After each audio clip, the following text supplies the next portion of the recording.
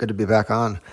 So today I want to talk about just the ways the market since I've started trading have changed over, it's been about 20 years now. And I don't know how many times I've had big changes or big reinventions to go through, but it's just a fact of, I think if you're in a startup or any business, it's pretty much anything. It's going to be, even relationships with people are similar too, where there's a lot of growth going on and you have to change or it's not going to work.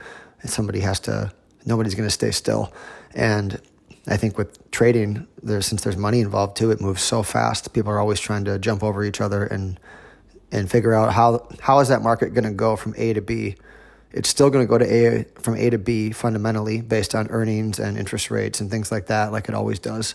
But the way that it moves from A to B changes drastically over the years. So when I first started back in early 2000s, it was me going home and using this program called Camtasia to record my screen. And I was recording TT, Trading Technology order books, and I was watching just how does every up move look? How does every down move look? When we retrace and then we continue to go up on a busy day, when there's a large move up, how does it look? How does it look at the bottom when it pivots and turns? Do the orders come in? Or someone faking like they're going to sell, but they really want to buy? Can I see that? Can I replicate that over and over again and watching those patterns? How does it look after unemployment? How does it look after the Fed meeting? Can I figure out what people are doing? Can I learn to, it's like reps in jiu-jitsu, reps in basketball, reps in music or piano. It's the same thing. It's reps in a skill set, learning something. So then I figured that out and I made money on that, and I got good at figuring out, when things were not looking the right way and when they were. And then fast forward, a few years go by and, it works, and then it starts to work less, and then it works a little bit and it works less and less. And all of a sudden it's working a very small percentage of the time. And then I noticed that certain times it works when it's busy, because it seems like the machines that are now coming into the market at this time are kind of doing something different, where we go from A to B, but I can't quite do it the same way I used to. So then you go through, like, maybe you're struggling a little bit and you have to figure out what the hell to do about it. And sometimes if you're around other people or people who trade, you can talk and communicate. Other times you're just kind of stuck for a while and it can be hard. And then and a good thing here is like your risk management, like how hard are you forcing and losing money versus just kind of trading smaller and hanging around and dealing with your wounded ego and the feelings of whatever come up because you're not doing as well as you used to do, and whatever that means for you. And that's all part of growth, I think, to handle that better. And then, so then back to my timeline. So then we get into like the financial crisis in 2008, 2007. And Brent, who I talk with a lot, we've done some other podcasts together, and we're actually going to do one again soon. So I think it's on a different channel. So I'll tell you about that if we do it. But you can Google search the same thing and Google search my name or his name and it'll come up. Anyways, back to the story. So 2007, 2008 happened, and he's doing a lot of spreading, looking at the Euro stocks versus the S&P futures. So Europe and the US, and he's noticing that when he's holding a long or short position in one versus the other, so a spread, so buying Europe and selling the US, for example. And he's doing a lot of that to feel the market. And you can notice that weird changes in the market were hard to figure out when you owned one product, but when you owned both of the products, you could actually feel the order flow and you could figure out when to drop one side and just ride the market up or down. So I started doing that because he was having success with it. And then I started using that to get me into big moves just as a tool. And then that worked great. And that led me into some really good trading into 2008 when I kind of stopped doing that. But then it was the financial crisis. So it was just really busy every day. So that was, to this day, that's still been my best year, actually, 2008, because it was so busy. The moves were so big. It was like COVID times 6, because it lasted that much longer. Excuse me, getting over a cold here. So that happened in 2008. And then back to my reading order books and all that stuff. So I'm doing some of that in 2008, but the skill set in 2008 became, I've been very curious and always looking into different things, and I'm reading a lot of different publications. I'm subscribing to like big picture investment stuff. I'm looking at short-term stuff, and it all kind of helps me, even though I was trading short-term, it all kind of helped me having that context. So getting in front of like which banks were going to fail and listening to the earnings calls of the banks and watching the order books of the banks were big edges to make a lot more money and to get in front of what mattered. Those were the catalysts that were driving the market. And then that finally passes. And then in 2009, you're kind of trying to trade on the '08 playbook and you're struggling because it's not working the same. The market starts to recover, but there's so much fear. And this went on for even a couple of years where no one thought the recovery was real. Everyone thought it was, bullshit, because of Muhammad El-Arian and Bill Gross, like the big guys. They were like the Ray Dalio and and Jeffrey Gundlach of the era, were always on TV telling you it's the new normal where everything's slow and it's going to grow low. And then it grow, just slow growth. And in the meantime, the market was just quietly marching up. And then, it just kind of walk on this years and years of this. And eventually in 2012, 2013, people are like, oh crap, I think we made a bottom. You know what I mean? And it went by kind of slowly. In those years, excuse me, in those years were much more narrow than '08, '09. So it was different strategies again. It was a little tougher, if I remember, but the machines didn't really come in hard and heavy yet like they were. I think that really started in like 2015, 2016, if I remember right, the algo stuff. And I'm sure it was happening back then, but it didn't feel as different as it started to feel after that. So that time there was pockets of the old way and the new way. And a lot of people were struggling that I was working around and having just like good months and then like a tough 5 months and then a good month. And it was like that. And then we started getting the hacks and the fake news on Twitter and things like that popping up 2014, 2015. And then eventually people got used to that stuff and started to distrust a lot of the things that broke the news that came.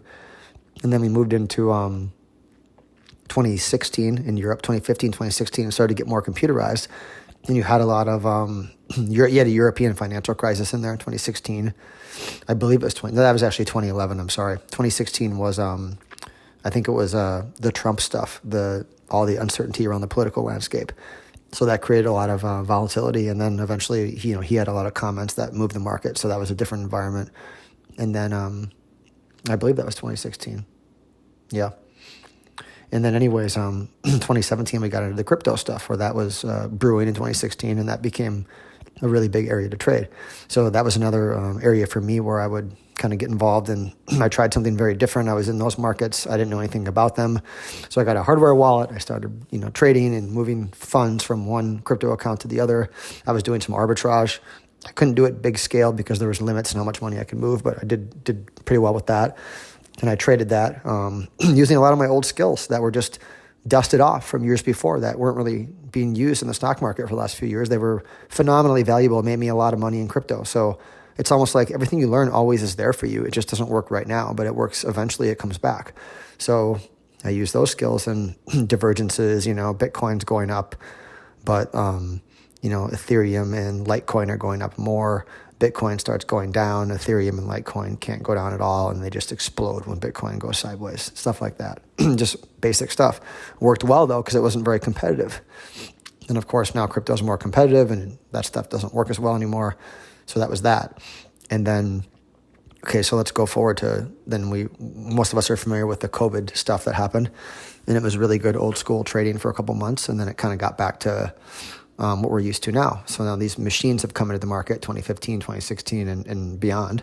And so the problem I had is the market went from A to B and I could figure it out. But I couldn't figure out how to get in. I'm like, I can't feel how to get in as well. I keep getting stopped out, even though I end up being right about the moves. Very frustrating. And so I had to figure out, like, how can I trade maybe smaller with bigger stops? So I played with that for a while. And then I started to focus more on news and event days because that's where I did better. And I started to have a lot better success when I just traded a lot less and traded more often on the news and event days.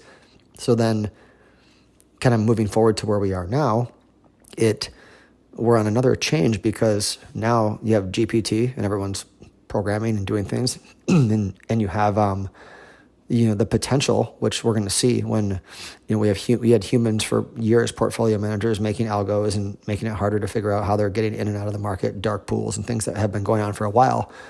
But there's something probably coming where there's now an artificial intelligence figuring out how to better move the market from A to B, that people aren't really thinking about it as much as the machine is telling them a way to do it or try to have a way to do it.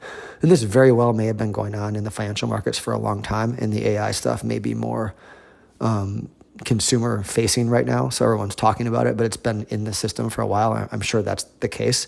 So I don't know how much of an impact it'll have on the market. But my bigger point of saying all this, I'm still getting to my bigger point.